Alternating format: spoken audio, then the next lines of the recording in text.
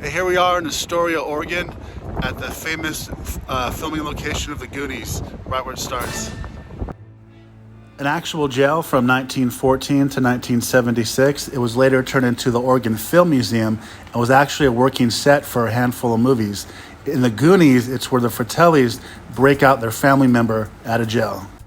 And the car they used to do it in, Mama Fratelli's ORV, is sitting right here in the parking lot, and yes, it does have bullet holes.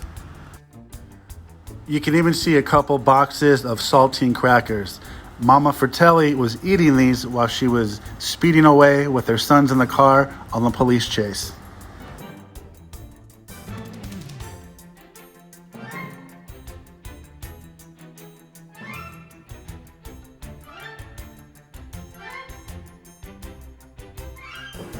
Hello and welcome to the Oregon Film Museum. It is $6 per adult here for entry to the Film Museum. We have two sides to the operation. We've got the interactive side, which enables you to make up to 5 one-minute movies of your own using our 3 sets and our cameras. Afterwards, we have a screening room on the left side of the building where you can watch those movies afterwards and email them to yourself. And then if you enter your email address into our system, we'll send you a direct link to the movies overnight. You should receive them by tomorrow morning. The rest of the experience here is a self-guided tour. We've got props, memorabilia, a mugshot photo op, and a gift shop. And you can begin your tour straight ahead through this door and then back in the jail cells. Have a good time.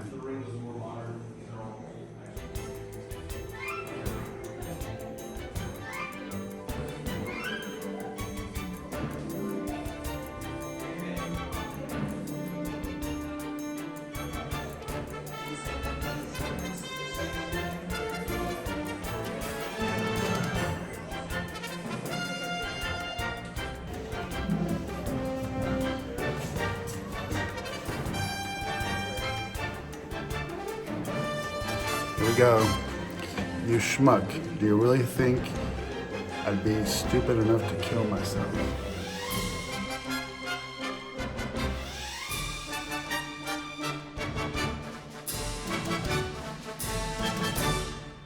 They've taken the jail cells and put Goonies memorabilia in each one of them.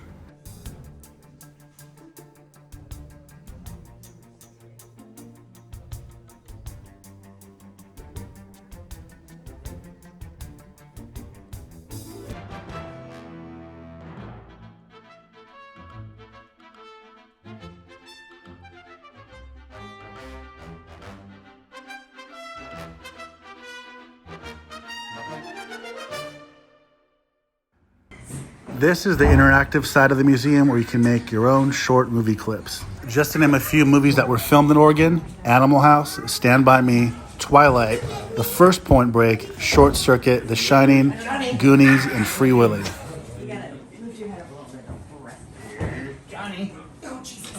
This little area behind the movie set, you can see some memorabilia from the different movies. Like there's the David that Data knocked down and chunked it off his wiener with his fingers.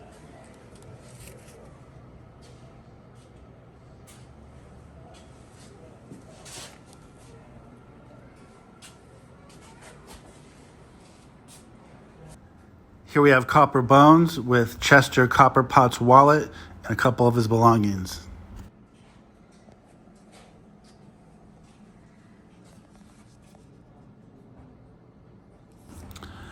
This looks like a few items from Free Willy.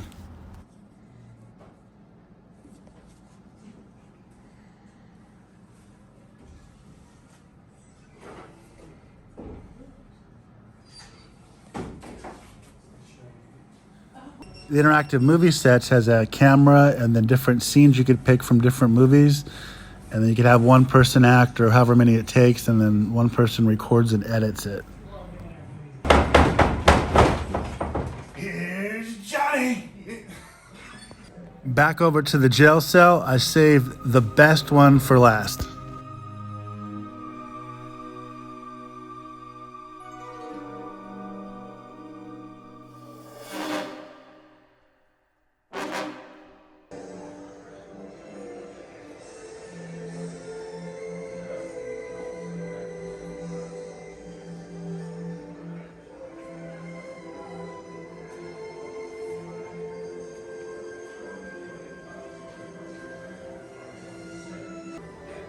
it's really cool to see how popular this movie even is today and how many people that it touched, for sure. So before we end the tour of the museum, we got to check out the gift shop really quick. By the way, Dave, who works here, who we met in the beginning, is really cool. Huge fan himself, so he gave us a bunch of tips on what to see in town. Oh, by the way, the lunch boxes, how awesome. But they do not have the thermos. Killed it. Wanted to buy one if it did, right? And yes, they do sell Baby Ruth candy bars here as well. June 7th is official Goonies Day in Astoria, and that's also the anniversary of when it came out in the theaters, June 7th, 1985. Although anytime is a good time to come and visit, if you did come on the official Goonies Day, you might get a chance to meet somebody who worked on the movie or who was actually in the movie. I heard that Chunk actually loves to come back and meet with fans.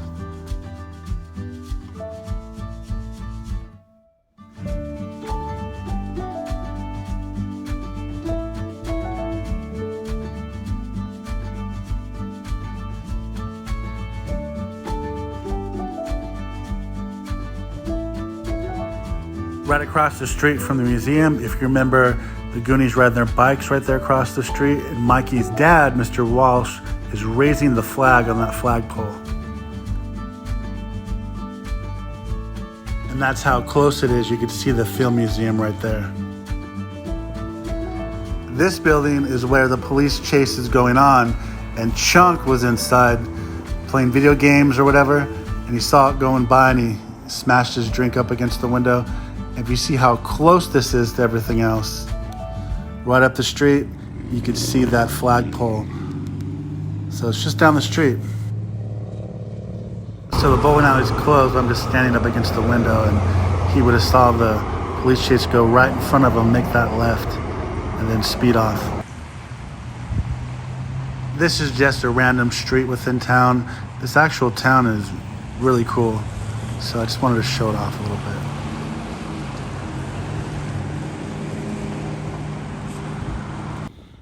And to get to the Goondocks, to get to the Walsh's house, it's on a private street, but you come to this street right here, and you can park on the side of the road and then walk up the private driveway.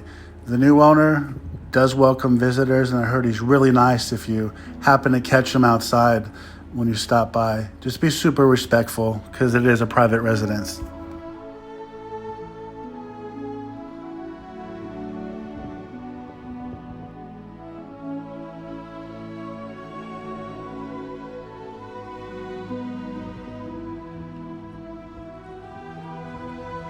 There's a small box for tips as well. I kind of heard a rumor that maybe if he gets enough tips too, that they would change the fence back to how it was in the movie. You know, it's right here. This is hallowed ground. This is where Chunk did the truffle shuffle to get in. Maybe they'll add the Rube Goldberg machine too. Also, don't forget the house next door and that second story window. That's Data's house. That's where he used the wings of flight, he called it, to get over to Mikey's pad.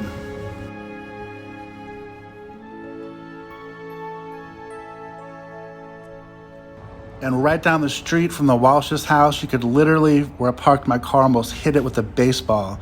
This school is where they filmed Kindergarten Cop with Arnold Schwarzenegger.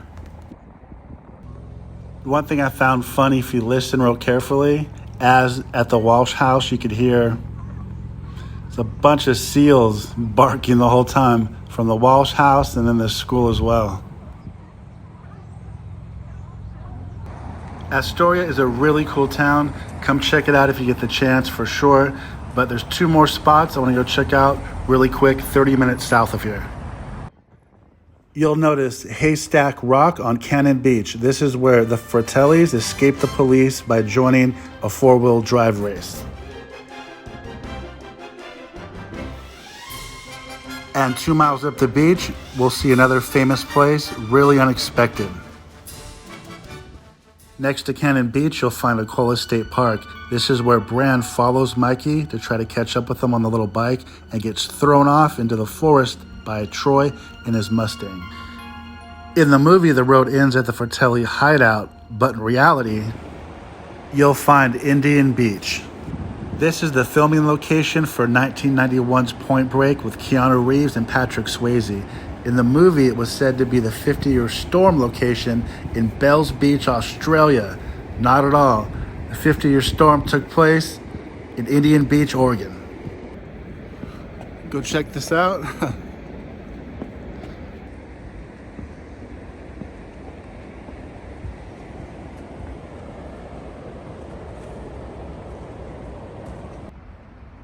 It's a little bit rainy and muddy, but I can't imagine that that's how it is most of the time.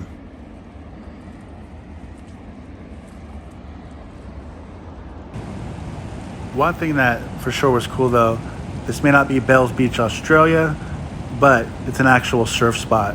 So props on that.